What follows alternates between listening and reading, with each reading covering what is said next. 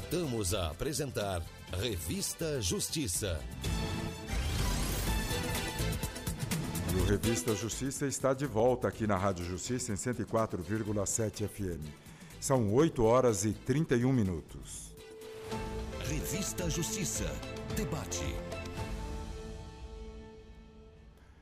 O tema do nosso debate de hoje será sobre as leis, normas e procedimentos que devem ser observados para a realização de transplante de órgãos no Brasil.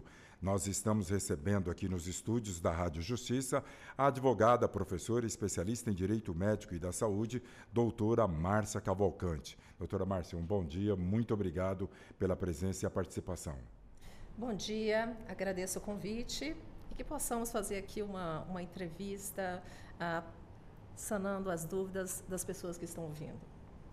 Os agradecimentos também ao advogado especialista em Direito Tributário e Relações Governamentais, voltado para a área da saúde, doutor Azaf Gonçalves. Um bom dia, muito obrigado pela presença e participação. Obrigado pelo convite, Arthur. Obrigado pela presença, doutora. Acho que a gente tem muito a debater aqui, um assunto tão pertinente, tão importante que está em voga, e vai ser um prazer estar aqui com vocês, compartilhando um pouco de conhecimento. E quem participará também daqui a pouco será a advogada especialista em Direito do Consumidor, doutora Isabelle da Silva Carvalho.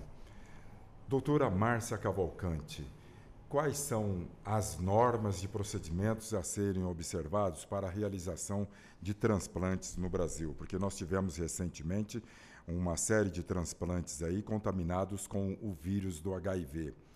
O que é preciso para que isto não aconteça?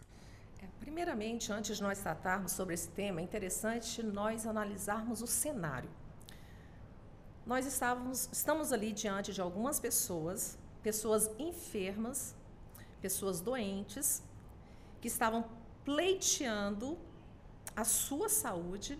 Essas pessoas estavam ali altamente fragilizadas, todos os seus familiares na esperança de que elas pudessem sair dali com uma saúde melhor. Essas pessoas estavam naquele espaço protegidas pelo Estado. Então, nós estamos diante de pessoas que estavam doentes e que saíram com outras doenças, que saiu com uma outra doença, uma doença grave. Então, é exatamente esse cenário aí que nós precisamos compreender. Qual é o impacto dessa doença que essas pessoas adquiriram, o HIV, na vida delas? Então, nós temos uma série de normativas, desde a Constituição Federal, protegendo as pessoas, os transplantados, nós temos a proteção de diversos princípios e das pessoas que têm doenças graves. Então, é exatamente esta questão que nós temos que trazer aqui e fazer uma reflexão sobre os direitos dessas pessoas que foram violadas, foram violados. Essas pessoas estavam acreditando que elas teriam ali uma garantia do Estado para uma proteção da sua saúde. E elas saíram dali com uma situação muito pior. E qual é o impacto dessa situação pior na vida dessas pessoas? Na vida de seus familiares, que muitos tomaram conhecimento depois. Nós estamos falando aqui de um vírus HIV. Então, essas pessoas foram gravemente prejudicadas por uma série de pessoas que poderiam estar ali envolvidas, e exatamente sobre esse ponto que nós precisamos fazer uma reflexão. Eu gostaria de ouvir o doutor Azaf Gonçalves, dentro de uma colocação da doutora Márcia Cavalcante, a questão da culpa do Estado. Como que se dá esta relação do paciente com o Estado? Propriamente, Arthur, antes de entrar nessa questão, e a doutora Márcia foi muito feliz quando ela traz essa fala dela, em relação à responsabilidade, em relação à questão da própria responsabilização do Estado, qual é a consequência de quem está vindo, que tem buscado através do sistema público de saúde um transplante, um órgão, né, para ajudar a sobreviver, ter uma sobrevida diante de uma deficiência. O fato é que a gente tem a lei que vai tratar sobre responsabilização, a gente tem a lei penal que vai responsabilizar criminalmente quem falhou, a gente vai ter uma série de legislações administrativas que vão regulamentar toda a questão da fiscalização, do procedimento técnico. A hora a Anvisa vai trazer os seus regulamentos, a hora a própria Constituição, no seu artigo 6º, quando ela preserva a vida e traz o direito à saúde como um direito constitucional, e é algo que precisa ser verificado e observado por todos os entes, por todos os órgãos, por todos os agentes que vão ser envolvidos nessa questão do transplante. A gente não pode esquecer, né, que a Constituição, quando ela traz isso, no artigo 6º, ela traz com o intuito de preservar a vida. E a partir do momento que toda entidade, todo órgão, ela se submete a uma carta magna, ela também tem que trazer sua legislação com esses viés de preservar a vida, de tornar a vida possível através das suas competências. Quando eu tenho um agente e dentro de um procedimento operacional padrão, que são os POPs, que são criados para determinados tipos de transplantes, ou procedimentos cirúrgicos, procedimentos na área de saúde, quando eu tenho uma legislação que ela cria uma regulamentação para que todos observem, a lei tem que ser interpretada como algo a ser buscado no intuito de preservar a vida. Quando a vida não é preservada, a gente tem uma falha grave. Então, nesse sentido, quando a gente tem uma falha dentro do sistema de transplantes, onde o sistema em si ele não pode ser comprometido, porque a gente está falando de um procedimento de 60 anos que vem sendo aplicado dentro do Brasil, onde o primeiro transplante é feito lá no ano de 64, e a gente tem a carta magna vindo de 88, a gente está falando de um procedimento que é validado, que é feito dentro do nosso estado, dentro do nosso Brasil, há 60 anos. Então, o sistema em si que foi desenvolvido, que é um dos mais avançados a nível mundial, na área de sistema público, ele é muito bom, os procedimentos são muito bons. A verificação, a dupla checagem, o problema é que quem fez isso e quem teve vamos dizer, a ousadia de descumprir um regulamento técnico de observação, de procedimento, a gente tem que ter muito cuidado com isso, porque a pessoa que ela foi contratada, ou a empresa que é contratada, seja terceirizada, seja através de licitação ou algo nesse sentido, ela é contratada para prestar um serviço de viés público e de algo tão sensível como um transplante de órgãos, e ela falha no seu procedimento técnico, ela precisa ser responsabilizada. Só que se a gente for pensar numa cadeia, a gente está pensando que toda uma cadeia de fiscalização, de regulamentação, ela acabou sendo comprometida.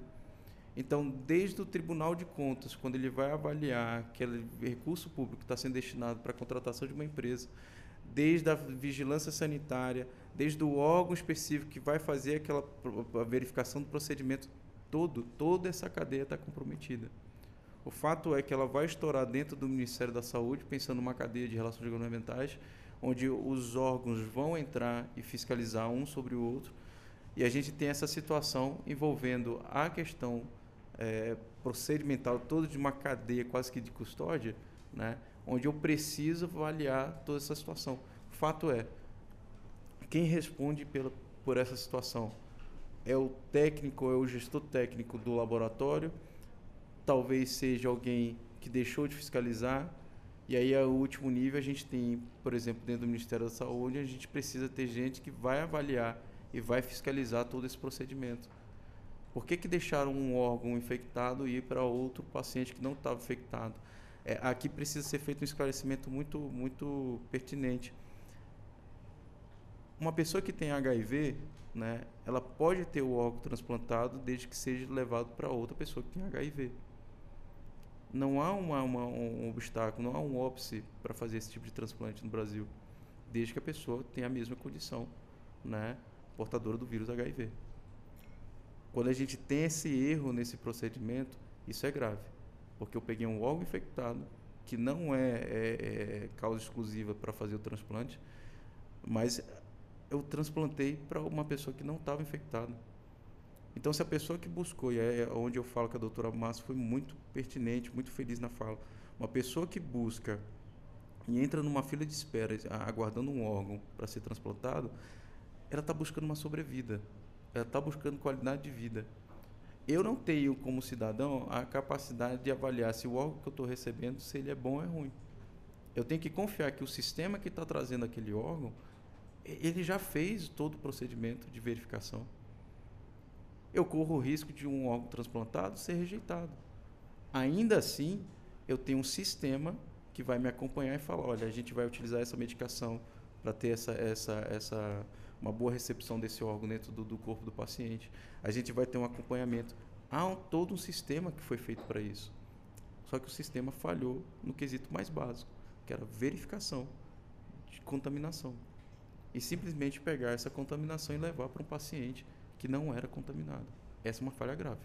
Doutor, quando nós estamos falando de responsabilidade, a pergunta inicial, a culpa do Estado, é importante nós falarmos que quando nós tratamos do Estado, nós temos que analisar 2 elementos essenciais. Nós temos que analisar o dano e o nexo de causalidade. Perfeito. Quando trata-se do Estado, nós não tratamos da culpa, imprudência, negligência, imperícia. São outros elementos que são considerados. Então, nós consideramos ali o dano. Qual foi o dano? O que ocorreu ali com aquelas pessoas que estavam na proteção do Estado? Houve uma infecção. Houve uma infecção pelo HIV, uma infecção de uma doença grave. E qual foi o nexo causal? Então, nós temos ali uma infecção pelo HIV e o transplante. Há uma causalidade, há um nexo. E quando nós temos análise de uma forma, estou explicando aqui de uma forma bem objetiva, bem simples, quando nós temos a análise desse dano e o nexo de causalidade, nós já temos a responsabilidade do Estado, independente da culpa. E a responsabilidade já entra de forma objetiva e de forma solidária. Então, a responsabilidade solidária significa que todas as pessoas envolvidas, e o doutor colocou de uma forma muito sábia, apontando os envolvidos, então as pessoas ali envolvidas serão responsabilizadas, independente da culpa. Então, é uma cadeia. Então, nós temos ali uma responsabilidade solidária e uma responsabilidade objetiva com essa previsão na nossa Constituição. E eles irão responder por todos esses danos e os impactos desses danos na vida das pessoas. Então, nós temos aí, que nós podemos adentrar daqui a pouquinho, nós temos a discussão aí sobre esses princípios que foram...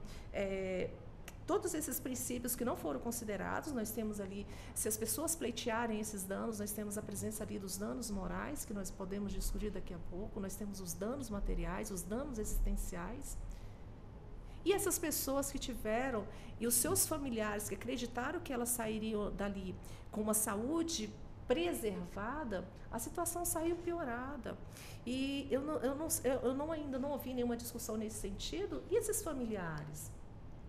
A pessoa contraiu o vírus HIV, ela entrou ali, ela faz uma série de exames para fazer um transplante, tem uma série de regulamentos para que ela possa fazer esse transplante, e ela sai dali com o vírus, ela chega em casa, ela vai ter ali contato com muitas outras pessoas, vai ter relação com seus companheiros, e essas pessoas podem estar infectadas.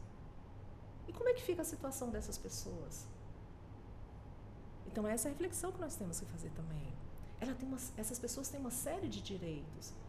Então, quando nós estamos falando desse cenário, ele é muito mais amplo do que nós possamos imaginar. Nós não estamos falando somente dessas pessoas que receberam esses órgãos com vírus do HIV. Nós temos ali uma série de pessoas que estão envolvidas e que foram gravemente prejudicadas. E são esses danos todos que nós precisamos discutir aqui, refletir, e que as pessoas, se realmente for comprovado, as pessoas devem responder por todos esses danos que essas pessoas sofreram em suas vidas. Os agradecimentos pela presença e a participação da advogada especialista em Direito do Consumidor, doutora Isabelle da Silva Carvalho. Um bom dia, muito obrigado pela presença e a participação, doutora Isabelle. Bom dia, eu que agradeço aqui pela participação, por estar aqui com vocês hoje. Doutora Isabelle, dentro do que colocou a doutora Márcia Cavalcante, os danos morais, há a relação comercial, mesmo sendo de um ente público, no caso da saúde, o paciente teoricamente não está pagando nada e cabe indenização nesse caso? Como que se dá esta relação? Sim, existe a relação do paciente e dos entes públicos, seja o SUS, seja um hospital particular, enfim, é uma relação de consumo.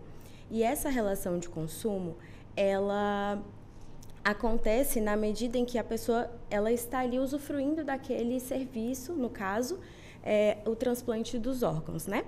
E no caso específico, como houve a falha nessa prestação desse serviço por parte, como a gente verificou na notícia, por parte que foi averiguado pelo laboratório, o laboratório teve um erro na hora de verificar as questões dos órgãos que foram infectados, né? E, em razão disso, as pessoas foram infectadas com o vírus HIV. Em decorrência disso, elas têm sim direito de pedir uma reparação por danos morais a todo o dano que elas sofreram. Inclusive, como a doutora colocou, os próprios familiares também vêm com muitas consequências decorrentes dos danos que aconteceram. Então, pelo direito do consumidor, a gente tem a responsabilidade objetiva, como a doutora colocou, e a responsabilidade solidária, que pode processar tanto o Estado quanto o laboratório, no caso, ela poderia entrar. E aí, verificando o nexo de causalidade, a doutora já colocou aqui para a gente também, verificado o nexo de causalidade, tem sim o dever de reparar os danos que foram causados. Certo. Doutor, já eu volto com a doutora Márcia Cavalcante no ponto que ela questionou. O doutor Azaf, tem a questão também da agilidade do tempo, que é mostrado para a televisão que o órgão chega de última hora no helicóptero com os bombeiros, mas não justifica contaminar as pessoas. Não, de forma alguma. Quando a gente vai pensar num procedimento inteiro que foi criado pelo sistema, a depender do órgão, ele tem uma questão de horas para que ele possa ser testado, verificado no banco de espera se tem alguém compatível, né? A gente vai utilizar um caso famoso aqui, que foi o caso daquele apresentador Faustão, né? Muita gente questionou quando o Faustão recebeu um órgão, passando, né, o pessoal falou, ele recebeu o órgão porque furou a fila. Não. Ali existe um teste de compatibilidade, né? Tem que ser muito específico. Então, as pessoas são testadas e são colocadas dentro do banco, dentro dessa fila de espera. A partir do momento que chega a notícia de que um órgão foi disponibilizado, esse banco é ativado. Ao mesmo tempo que é quase que uma operação de guerra quando a gente fala isso. Por que a gente fala que o sistema brasileiro de doação de transplantes é um dos mais avançados do mundo? Porque para cada órgão, cada pessoa, por exemplo, nessa notícia do Rio, essa pessoa que fez o transplante dos órgãos e que teve a contaminação, ela teve, salvo engano, foram 8 órgãos dela transplantados. Então, se uma pessoa como ele tem capacidade de transplante de 8 órgãos, então, para cada órgão é quase que uma equipe específica. A equipe que vai monitorar e verificar, fazer a retirada do coração é essa. O coração ele tem que ser transplantado em torno de 6 horas, né? Passou disso, ele começa a ficar inviabilizado. Fígado, rim, córnea, tudo tem um tempo muito rápido para esse órgão ser utilizado e ser transplantado com a máxima urgência. Por isso que a gente vê transporte muitas vezes. Já aconteceu aqui em Brasília, você vai pegar um voo para São Paulo, de repente entra enfermeiros, entra uma equipe médica com um baú como se fosse uma caixinha de gelo, né? Um casezinho de gelo que a gente leva para bebida ou algo nesse sentido, e tem um órgão ali. Porque precisa ser muito rápido, precisa ser muito ágil a chegada desse órgão. Então, o que acontece? Toda essa questão da verificação e quando você vai fazer a retirada de um órgão para ser transplantado, já há um teste sendo feito. Como foi pego esse caso no Rio? Existe uma dupla coleta. O laboratório que vai fazer o teste, ele leva parte do tecido para verificar se há contaminação ou não, se há algum tipo de materialidade ou se há algum tipo de enfermidade que viabilize aquele transplante daquele órgão. E há uma dupla checagem porque você guarda parte daquele tecido, daquele órgão, dentro de um banco de dados. Para que futuramente, havendo um problema, você tenha como fazer essa checagem de um órgão do momento que foi retirado esse tecido. Tanto é que no Rio de Janeiro, quando foram verificar, testar esse órgão e viram que tinha contaminação, a gente observa que aquele tecido para fazer a dupla checagem foram verificar no banco de dados onde foi guardado o tecido para checar e verificar, olha, tem problema aqui. Aí vai para uma terceira checagem. Verifica aqui de novo se esse tecido está ou não contaminado. Tem a confirmação. Então, a gente está falando de sistema muito avançado. O sistema funciona. O problema foi pontualmente quando um laboratório ele não cumpre o seu quesito de segurança, o seu procedimento operacional padrão. Existe toda uma regulamentação, salvo engano, o RDC 137 que a Anvisa lançou, que ela vai regulamentar sobre isso. Então você tem um procedimento a ser feito, a ser cumprido. E aí você começa a checar aonde que nessa cadeia de custódia do material, onde nessa cadeia de transplante, onde teve essa quebra do elo. Então, quando você observa que o próprio laboratório falhou na sua análise, aí você tem todo um comprometimento, porque você vai começar a colocar em xeque todos os órgãos passados sobre a análise daquele laboratório. E, para nossa surpresa, a notícia ela não para com essa tragédia, porque ela começa a trazer outras notícias de que outras pessoas foram contaminadas por órgãos que não foram devidamente verificados vindo desse laboratório. Então, é complicado. Existe um tempo, né, para que o órgão seja transplantado.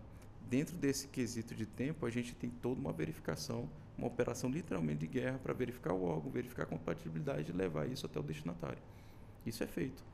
Infelizmente, a gente teve essa falha.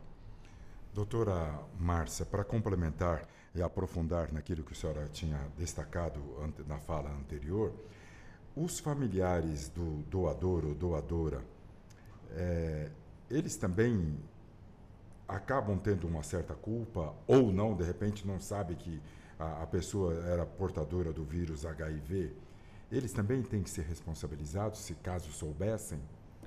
Eles podem pleitear os direitos deles e não a responsabilidade.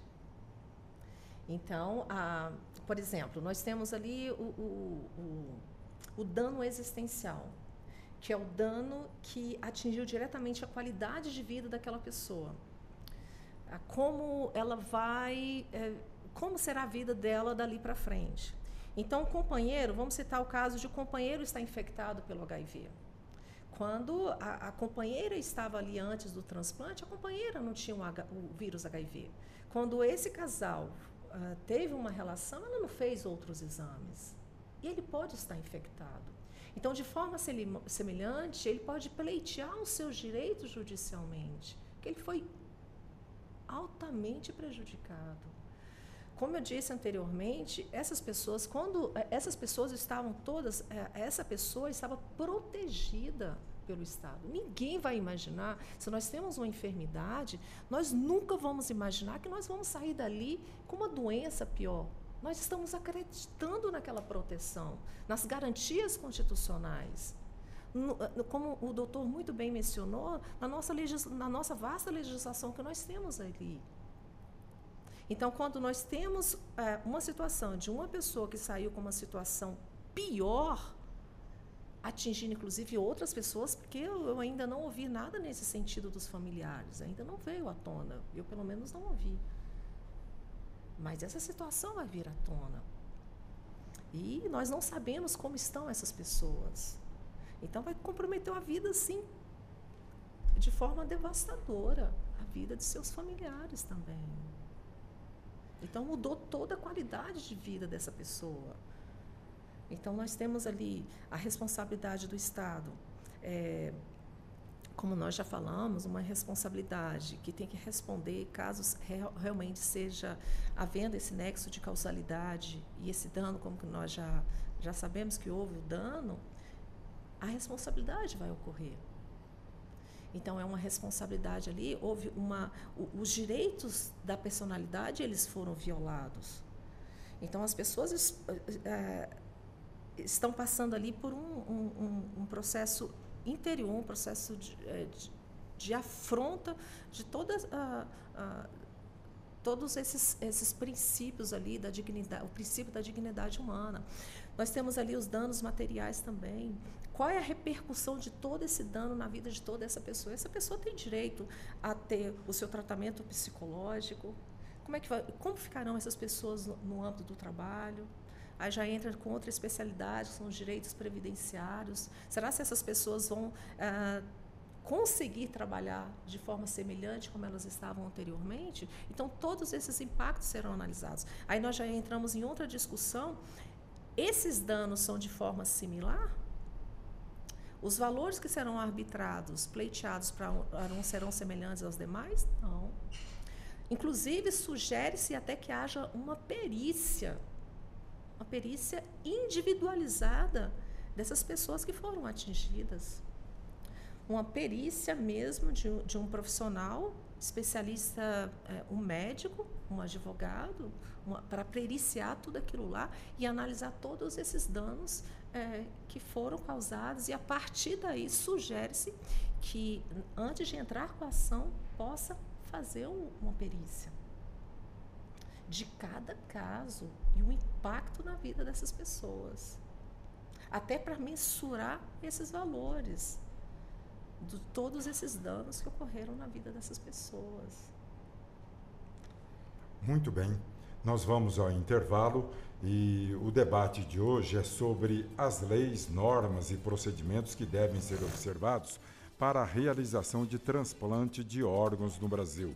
Os nossos convidados são a advogada especialista em Direito do Consumidor, Isabelle da Silva Carvalho, o advogado especialista em Direito Tributário e Relações Governamentais, voltado para a área da saúde, doutora Azaf Gonçalves, e a advogada professora especialista em Direito Médico e da Saúde, doutora Márcia Cavalcante. A gente volta em instantes com este debate. 8h57.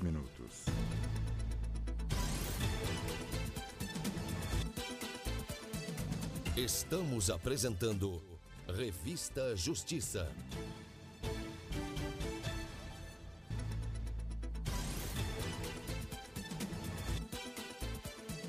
Voltamos a apresentar Revista Justiça. E o Revista Justiça de hoje está de volta aqui na Rádio Justiça em 104,7 FM. 9h03. Revista Justiça. Debate.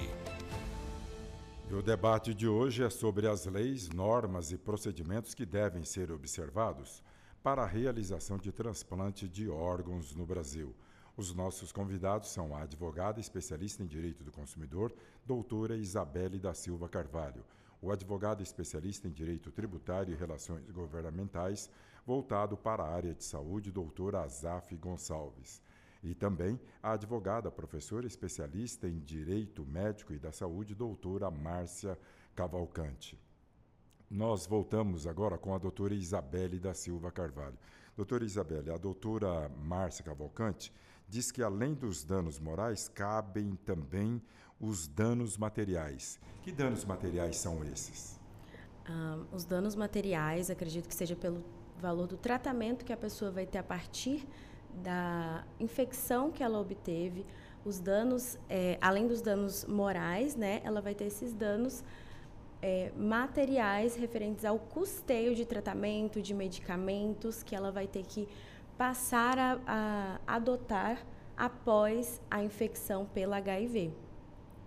Certo. E também, dentro daquilo que a doutora Márcia falou, de repente essa pessoa teria uma projeção de vida até os 80 anos.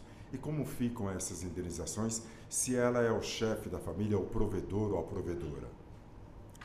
Acredito que é possível sim pleitear também essa indenização. A doutora vai saber esclarecer um pouco mais para nós, mas seria os danos decorrentes dessa situação que ela passou, né? Então, acredito que sim, é possível ela pleitear.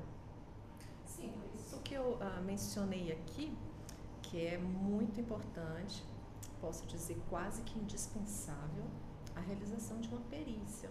Sim. Que a perícia vai mensurar todo esse cenário individualizado de cada pessoa.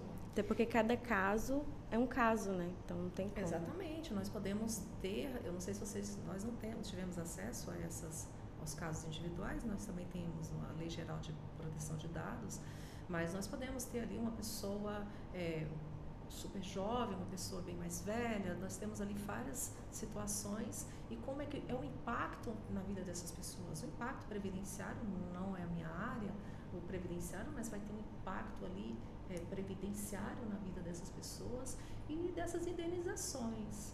Então, deve-se sim garantir a saúde, o direito à saúde dessas pessoas, da forma em que elas se encontram. Então, elas, como é uma doença grave, os transplantados também têm direito, também uma série de direitos. Então, vai ter direito à isenção do imposto de renda, a depender da situação, a quitação da casa própria. Então, assim, são uma série de direitos que essas pessoas irão ter, mas nós vamos focar aqui no direito à saúde, na sua recuperação, tanto na parte ali psicológica, que é uma situação extremamente delicada, como na parte material, que essas pessoas possam ter a garantia de que elas possam ser, neste momento em que elas se encontram, da forma que elas se encontram, tão fragilizadas em todos os sentidos, que elas possam ter essa garantia desse tratamento e todo esse apoio diante dessa situação tão delicada, tão sensível que elas estão passando nesse momento.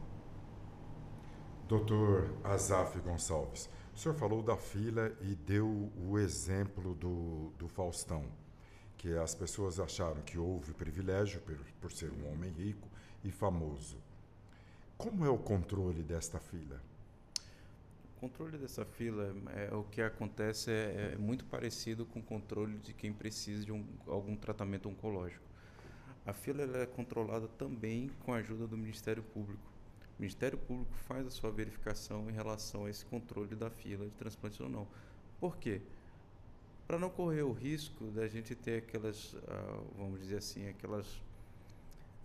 o jeitinho, né, que é dado para recebimento de algum tipo de valor para furar essa fila, para benefício ou privilégio de alguém que está à frente de um órgão público, algo nesse sentido que poderia exercer influência para que determinada pessoa, o paciente, tivesse esse acesso.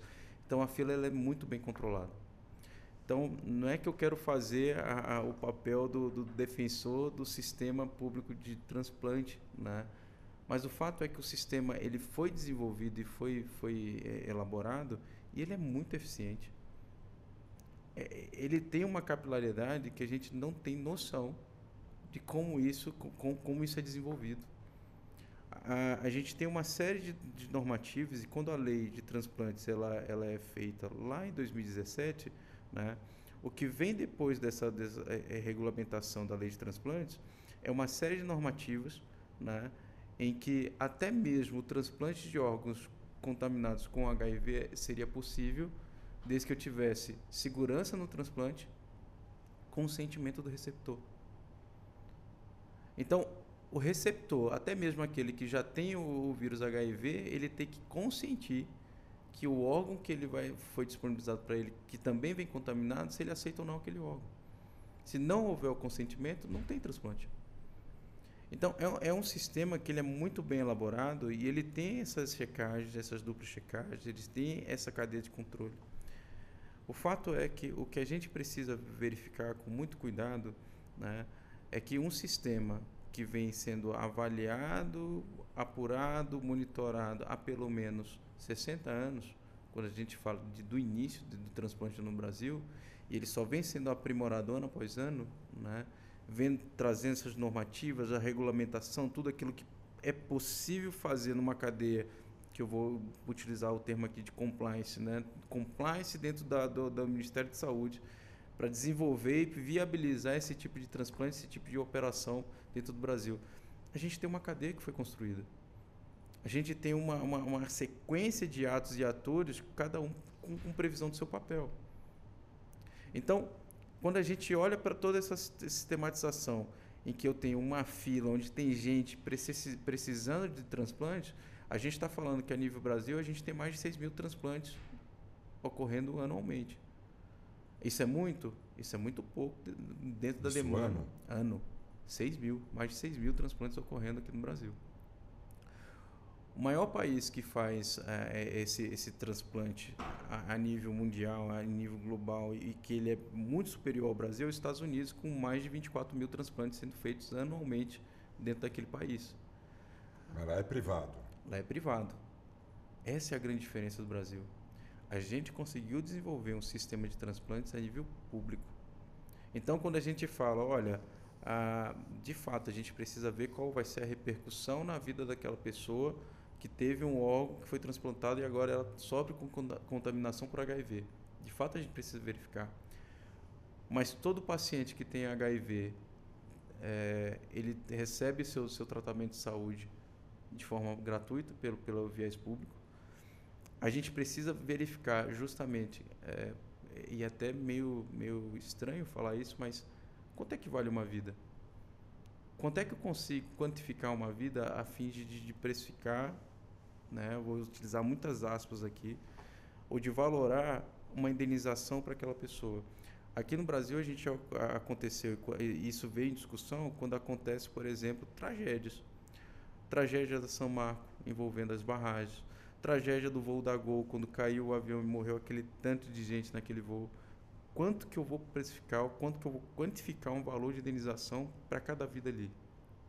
Eu passo uma régua e simplesmente falo, olha, tua vida vale tanto, vale R$1 milhão, vale 100 mil. Quando a gente fala de perícia, de cada vez mais de ampliar um tipo de situação que eu preciso analisar o valor de uma vida, né? Isso é muito grave e muito sensível, porque eu vou ter que de fato entrar na peculiaridade de cada um ali para tentar valorar algo. Só que eu estou valorando algo do que a pessoa não tinha.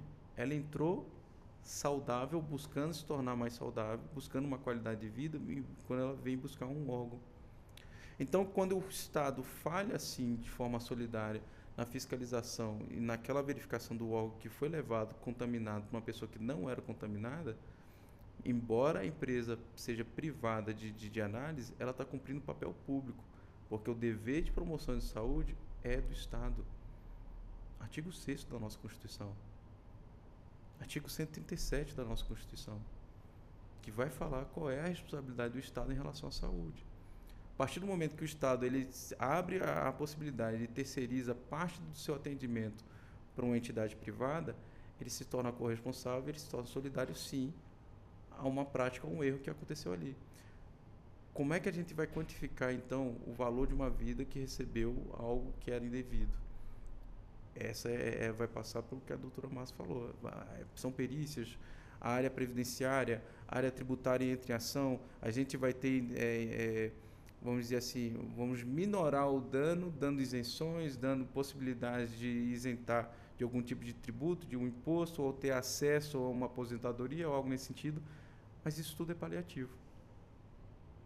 Porque, de fato, eu não sei como foi a repercussão dentro da casa daquele paciente. Eu não sei se o paciente que recebeu era casado. E no intuito dele tentar ter uma vida normal, ele começa a se relacionar de novo com sua esposa. Eu não sei se a esposa dele está infectada. Eu não sei se no limiar do convívio familiar, se ele compartilhou, se ele comeu, se ele fez alguma coisa e compartilhou com o filho, com o avô. A gente não sabe a contaminação que teve em volta dessa pessoa. Isso tudo é algo que a gente ainda não consegue quantificar.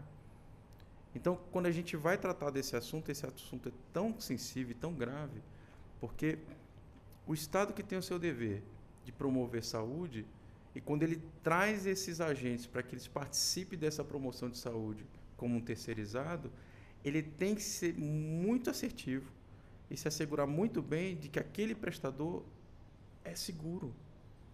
Eu estou lidando com vida. Eu estou lidando com uma situação que eu não posso simplesmente terceirizar achando eu, Estado, terceirizei, estou te pagando, faça o seu trabalho. Não, eu não posso fazer vista grossa aqui.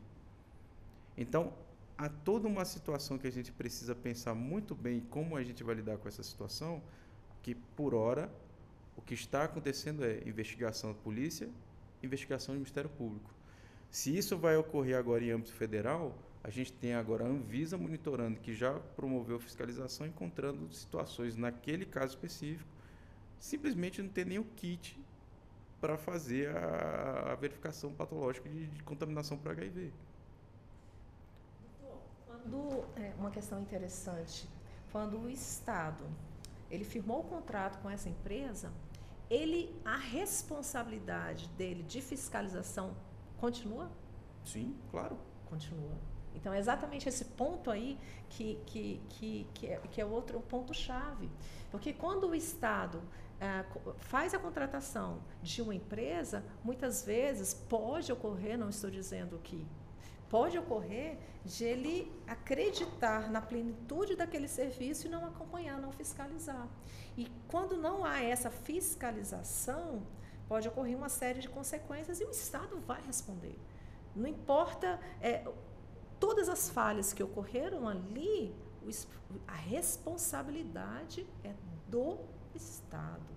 Então, é esse ponto aí central que nós temos que ter em mente, da segurança. Então, todos os segmentos envolvidos devem trabalhar com segurança, buscar segurança desse paciente. Porque se um falha, compromete toda a cadeia. Perfeito. É pensar no exemplo de casa. Todo mundo que mora em casa ou apartamento, em algum momento vai ter que limpar a sua caixa d'água. Você vai terceirizar alguém para limpar essa caixa d'água. Você está pagando esse serviço. A questão é que se aquilo for feito de forma indevida, né, vai ter contaminação naquela água e a tua família vai pagar por isso. Porque ela vai ser infectada com algum tipo de problema na água. Enfim, a gente tem algumas enfermidades por conta de contaminação de água. Quem é o responsável dessa história? É o prestador? Tudo bem, mas eu tinha o dever, como pai, como chefe daquela família ou algo naquele sentido, de contratar uma empresa que promovesse segurança, que me desse segurança e de verificar e fiscalizar se aquele serviço foi pago, foi feito.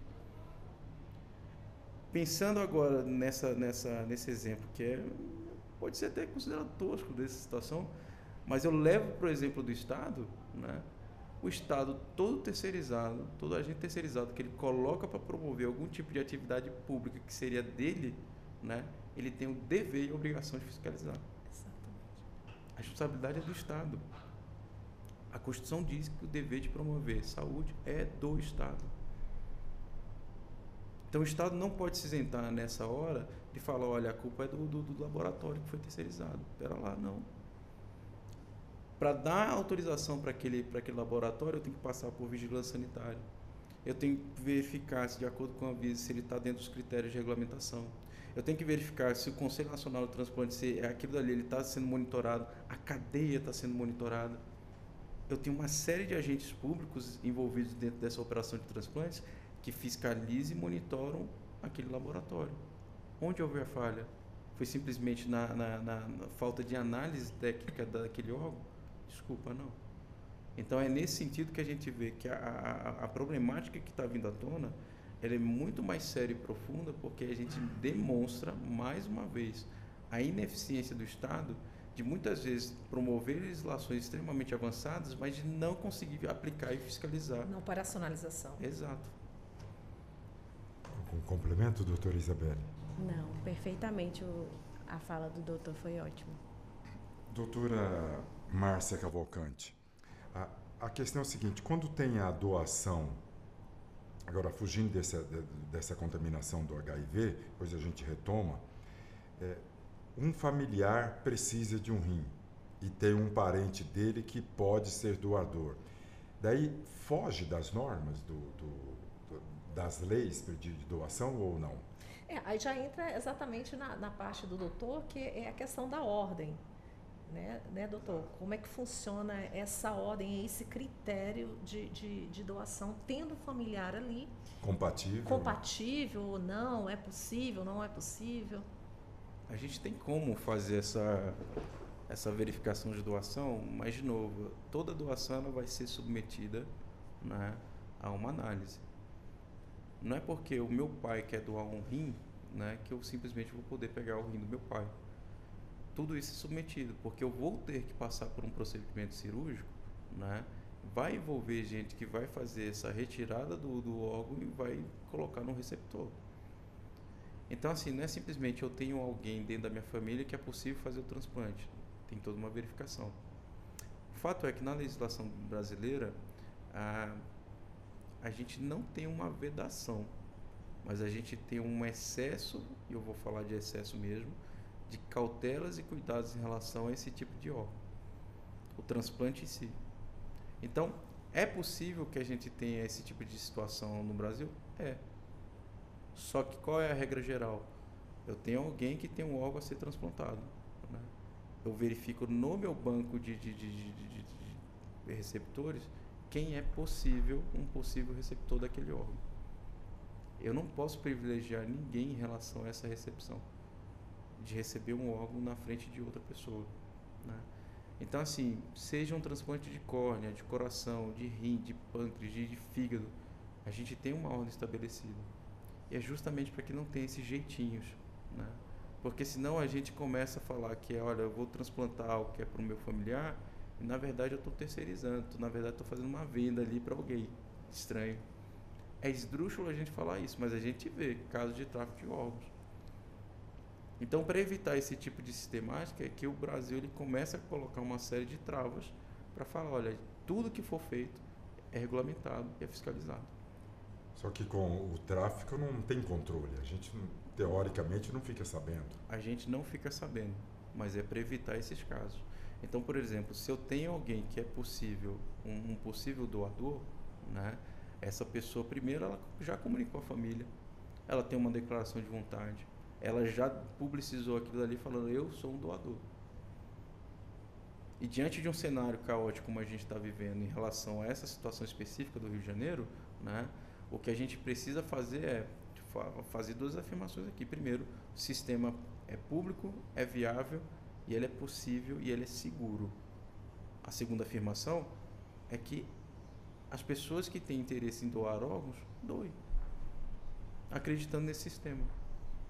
Foi uma falha pontual. Eu tenho 5.000 voos rodando a nível Brasil todo dia. Vez ou outra a gente recebe a notícia de que um cai. Mas isso não inviabiliza toda a operação, toda a malha aeroviária. Então, o que a gente precisa se atentar é que o sistema foi criado, e ele foi criado com uma série, com nível tão avançado de compliance, de verificação, de procedimentos, de regulamentações, que por conta de um elo, ele não compromete o sistema. Na verdade, ele reforça o sistema que é bem feito, quando bem executado. Então, se eu tenho alguém dentro da minha família que é um possível doador para uma necessidade que eu tenho, ainda assim eu preciso submeter a uma carga de análise de exames, eu preciso de autorização muitas vezes judicial para fazer essa transferência de órgão para o mesmo ente, para o mesmo parente, porque eu estou furando uma fila. E eu estou condicionado, né, a uma determinação judicial me autorizando ou não fazer aquilo. Furar a fila é algo muito sério e dificilmente a justiça quebra essa fila para privilegiar A ou B. É assim com quem que é um paciente oncológico. Você pode ter a emergência que for, mas para você conseguir o tratamento dentro de um órgão, de um hospital público e furar uma fila de tratamento, passa por uma análise muito criteriosa, controlada pelo Ministério Público. É assim que acontece. Doutora Márcia Cavalcante, nós falamos da responsabilização, no caso do Estado, do laboratório, e este profissional do laboratório que fez a análise, ele também vai ser responsabilizado ou só a parte do física? É porque nós tratamos aqui da responsabilidade, mencionei logo no início, dos danos materiais, danos morais, mencionei os danos existenciais, e tem a responsabilidade que está sendo investigada, a responsabilidade criminal. Então, havendo essa investigação, havendo a constatação, eles serão sim responsabilizados. Agora, os demais, o que é a responsabilidade solidária? Eles respondem sim. Então, de forma solidária. Então, todos os entes envolvidos, todas as pessoas envolvidas, as pessoas jurídicas irão responder. E de forma individualizada, ali, havendo a constatação, a investigação, todos serão responsabilizados por seus atos. Porque foram atestados ali uma série de documentos, nós temos uma série de documentos que foram atestados ali, a viabilidade do transplante desses órgãos. Para que houvesse essa assinatura, uma série de etapas foram cumpridas, entre aspas. E se elas não foram cumpridas, nós temos ali uma série de pessoas envolvidas. Então, essas pessoas, havendo esta investigação e esta constatação, aí já entra ali, pode entrar, né, já entra ali na seara criminal, que é interessante também um profissional da área adentrar todos esses detalhes, essas nuances da responsabilidade dessas pessoas que estavam ali envolvidas. Nós estamos aqui discutindo mais esses outros danos materiais e imateriais, mas nós temos ali uma responsabilidade grave de assinaturas. Será que essas pessoas estavam habilitadas, não estavam habilitadas? Foram profissionais realmente da saúde que poderiam atestar ou não? Então, tudo isso está sendo investigado. Até mesmo o processo toda investigação, processo de contratação, ela passou por todos esses critérios que o doutor, de forma muito, muito sábia, muito bem colocada, mencionou aqui. Então, será que todos esses critérios foram cumpridos? E após esse cumprimento, nós tivemos ali as pessoas diretamente envolvidas. E a assinatura daquela pessoa? Aquela pessoa era um profissional que poderia ter assinado ou não?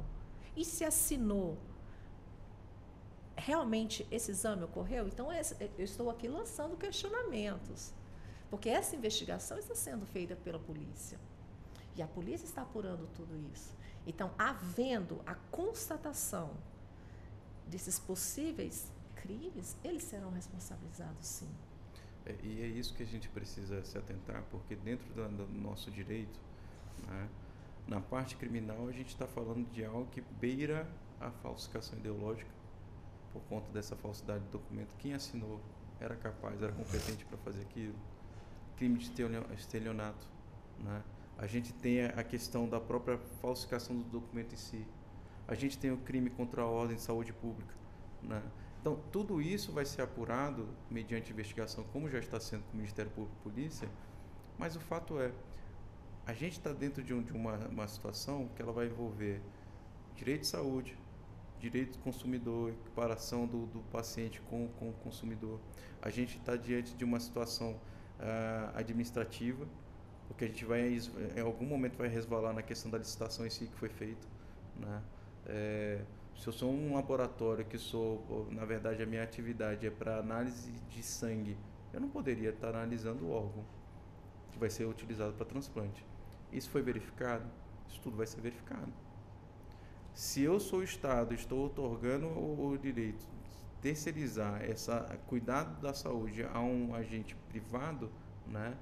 E esse agente quebra essa segurança e me traz problema, eu estou quebrando essa situação da saúde pública. Estou cometendo um crime contra a ordem pública em termos de saúde. Então, qual é a repercussão disso, né? Eu vou ter essa repercussão criminal, a repercussão civil, aí começa a repercussão previdenciária, repercussão trabalhista. Então, civil. A gente está falando de algo que não é simplesmente o problema relacionado a um órgão que foi contaminado com HIV. Aquilo é pontual, é grave. A repercussão disso traz transtorno para a sociedade inteira. Porque, no final das contas, é mais uma pessoa que foi contaminada e que, de alguma forma, vai trazer ônus, com todas as aspas, a malha de saúde pública. E a insegurança para quem já fez o transplante. Exato. Né? Exato. E daí fica com a cabeça preocupadíssima. Aí já entra a questão do tempo também. Exato. Desde quando nós estamos falando especificamente deste fato com esta empresa. Desde que começou a atuação dessa empresa, durante todo esse período tem que ter uma rigorosa investigação. Porque só veio à tona essa situação específica. Porque então, quem passou por esse laboratório terá que ser testado. Sim, as pessoas que passaram ali, desde quando houve a contratação, tem que ter quantos meses, quantas pessoas estão envolvidas, quantas situações, quantas pessoas envolvidas que não estão sabendo. Devem ter outras situações gravosas que não estão sendo, que as pessoas ainda não têm nem noção. Então, a situação é muito mais grave, muito mais delicada, muito mais sensível do que se imagina. E aí entra um papel fundamental de investigação. Desde a contratação, do antes da contratação, né? Nem desde a contratação. Desde quando essa empresa chegou lá, de que forma ela foi contratada, todos os segmentos ali envolvidos e a forma de atuação dela. Porque houve uma insegurança jurídica. Porque os profissionais que estavam ali, os agentes públicos que estavam ali no Estado, realizando aquele procedimento, eles acreditaram nessa cadeia, fazendo nesse transplante. Então, a falta de segurança, a segurança jurídica, começa muito antes. Então, nós estamos aqui, eu estava conversando com o doutor antes, o tanto que esse tema é delicado. E que nós estamos apenas tendo algumas chamadas na mídia, algumas chamadas de algumas situações específicas. E nós precisamos aí, na verdade, tanto analisar ali o antes do processo e as consequências. Então, o doutor bem mencionou, ele está analisando ali os diversos segmentos. E eu foquei ali já nas consequências desses danos, dessa responsabilidade. E nós temos ali o envolvimento, precisamos ter o envolvimento de uma equipe multidisciplinar. Até para atender esses pacientes, é uma equipe, realmente, uma equipe jurídica de saúde,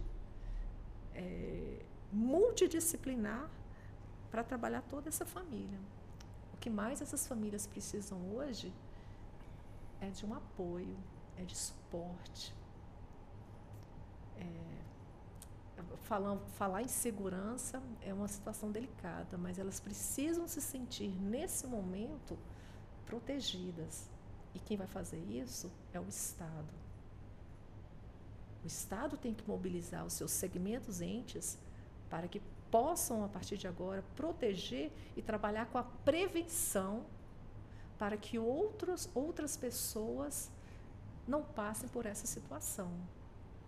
E que todas as pessoas envolvidas que cometeram atos ilícitos sejam devidamente responsabilizadas com todo o rigor da lei. Não adianta nós verificarmos essas falhas se na operacionalização, na execução, as falhas continuarem. Porque quando nós estamos ali na proteção do Estado, nós acreditamos no Estado. Se você vai procurar um tratamento pelo Estado, você está ali naquele ambiente, você acredita completamente naquelas pessoas ali, naquela estrutura, naquele sistema. Ninguém vai acreditar que vai sair com uma doença mais grave. A pessoa já entrou com a doença, o transplante. Questão de vida. É uma questão de vida. Ela estava lutando pela vida. Ela entrou com um sonho, com esperança. Imagina a alegria dessa pessoa, a alegria de todos os familiares, ao tomarem conhecimento de que receberão um transplante. Olha, agora minha vida é uma nova oportunidade, uma sobrevida. E, de repente, meses depois, essa pessoa passa a ter problemas neurológicos, passa a ter uma série de outros problemas de saúde, sem entender as razões, e, de repente, recebe uma notícia de que está contaminada com vírus HIV. Nós temos uma tecnologia muito grande para o tratamento, já é uma outra discussão, mas não é esse o ponto aqui. O ponto é que a pessoa entrou ali com uma doença, com uma esperança, e ela saiu numa situação pior, muito pior. E que todas essas pessoas sejam responsabilizadas e que possa trabalhar com a segurança jurídica. E, mais uma vez, a fala do doutor foi muito bem colocada. Nós temos um sistema incrível, mas nós temos essa situação que ocorreu.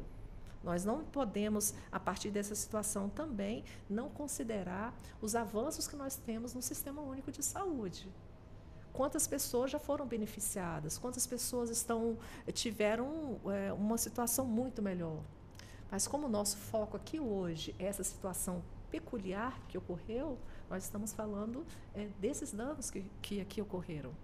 Perfeito. Com esses pacientes. Doutora Isabelle da Silva Carvalho, do ponto de vista do direito do consumidor, como a senhora já explicou, eu gostaria de ouvir as considerações finais da senhora a respeito deste caso dos transplantes em que o doador tinha HIV. Eu gostaria de complementar a fala da doutora. Eu acho que é muito importante a gente falar do sofrimento dessas pessoas que sofreram essa infecção. Então, todas essas pessoas que tiveram... elas tiveram muito abalo emocional, psíquico, aquela questão dos familiares. E, em razão disso, eu acho que o dano moral, como o doutor bem colocou, é muito relativo. A gente não tem como quantificar uma vida, a gente não tem como quantificar tudo que aquela pessoa passou ou vier a passar no futuro, mas eu acho que é muito importante a gente lembrar do objetivo de se compensar esses danos que foram causados a esses consumidores. E os danos, eles são compensados na medida em que a gente tenta, como eu posso falar, a gente pode tentar compensar aquela pessoa por tudo que ela passou, mas, como o doutor bem colocou, é muito difícil a gente compensar, quantificar em dinheiro mesmo o sofrimento daquela pessoa, além de você buscar punir aqueles responsáveis por isso. Então, acho que a gente tem que... o caso é muito delicado, tem que esperar todas as investigações, mas eu entendo que é necessário ter esse cuidado, ter esse olhar para a reparação dos danos dessas pessoas que foram infectadas. Então, é isso. Doutora Isabelle da Silva Carvalho, advogada e especialista em direito do consumidor, muito obrigado pela presença e a participação. Muito obrigada, eu que agradeço aqui estar presente com vocês. Doutora Márcia Cavalcante, gostaria de ouvir as considerações finais da senhora. Que essas pessoas possam pleitear os seus direitos com equipe multidisciplinar especializada para amenizar essa situação que elas se encontram. E que todas as pessoas envolvidas sejam devidamente punidas e que possa se mobilizar ainda mais o Estado para que possa trabalhar ainda mais com a segurança jurídica dessas pessoas que possam procurar a saúde pública. E eu gostaria de agradecer o convite, a entrevista, a todos aqui envolvidos. Muito obrigada por estar aqui. Somos nós quem agradecemos. E esta foi a participação da professora, advogada e especialista em Direito Médico e da Saúde, doutora Márcia Cavalcante. Muito obrigado mais uma vez, um ótimo dia. Os agradecimentos também pela presença e a participação do doutor Azaf Gonçalves. As considerações finais do senhor, doutor. Para finalizar, eu gostaria apenas de reforçar algo que a gente vem falando desde o início, né? O sistema público de transplantes funciona. Ele é eficaz, ele é eficiente, ele é seguro. Embora a gente tenha tido algo como uma tragédia dessa, que nos entristece por trazer um arranhão na reputação desse sistema, mas é um sistema que funciona e cujo Brasil vem promovendo esse tipo de transplante, esse tipo de operação desde 64. São 60 anos que o Brasil promove essa possibilidade de transplantes aqui de órgãos. A gente não pode deixar de falar que é dever do Estado, e é um preceito fundamental registrado no artigo 6 da Constituição, que o Estado é responsável pela saúde. A gente não pode esquecer e afastar o artigo 196 da Constituição, que diz que o Estado, além de ser responsável, ele garante a saúde através de medidas públicas e fiscalização. É dever do Estado. Então, por mais que isso tenha acontecido com alguém que foi terceirizado, é dever do Estado ser responsabilizado e ser responsável por promoção da saúde pública. A gente, como cidadão, nós, como cidadãos brasileiros, nós acreditamos não só na Constituição, mas também no dever do Estado, que nos traz a segurança de que aquilo que ele está promovendo efetivamente é feito. Então, quando a gente observa todo esse cenário, o meu viés e meu olhar volta para um sistema de que é possível, é viável, é seguro, mas que precisa de ajuste e monitoramento. A gente não pode afrouxar a fiscalização. Isso é com um transplante público, isso é com a licitação que vai comprar caneta para tribunal, caneta para órgão público. Toda lei ela é criada com o intuito de preservar a vida e de viabilizar a vida, e a gente não pode afastar isso. É isso, meu querido. Obrigado pelo convite e conte com a gente. Nós é quem agradecemos. Esta foi a participação do advogado especialista em direito tributário e relações governamentais, voltado para a área da saúde, doutor Azaf Gonçalves. Bom dia, senhor. Os agradecimentos. São 9h41. Nós vamos ao intervalo e daqui a pouco você vai acompanhar as informações a respeito da semana dos tribunais superiores aqui em Brasília, sobretudo o STF. Em instantes você confere.